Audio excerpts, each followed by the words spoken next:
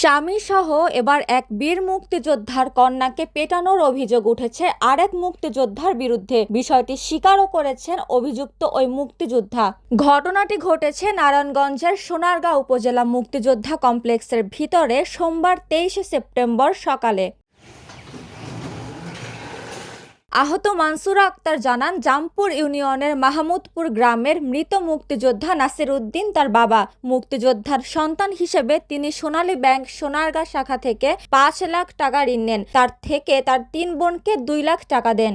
সম্প্রতি তার স্বামীর টাকার প্রয়োজন হলে তার বাবার এই ভাতার হিসাব থেকে বোনদের না জানিয়ে 60,000 টাকা তুলে নেন। পরে এ টাকা পুনরায় হিসেবে জমা দিবেন বলেও প্রতিশ্রুতি দেন।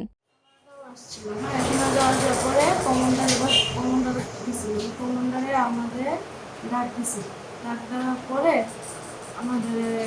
আমার বোনেরা 3 বোনের কমপ্লেন দিছে। কমপ্লেন দেওয়ার পরে সমাধান করে আলতু মেম্বারে আমার গলার ধরে শ্বাসকষ্ট করে ফেলে দিছে। ফেলাই দিয়ে আমার আবার দিছে।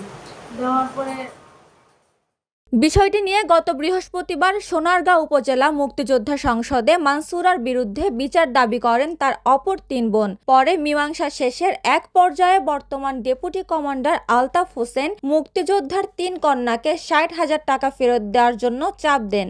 আবার আইসা গলা টিপ দিয়া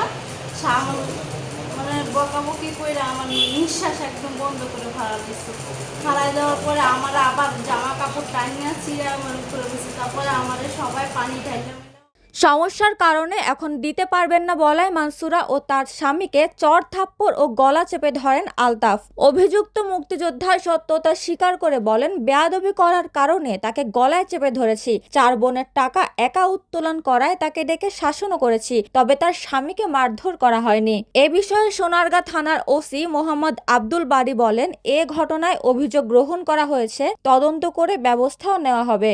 কমান্ডার ফোন দিছে যে তোমার শালীরা অভিযোগ করছে, তাহলে তোমার চলে তুমি আসো।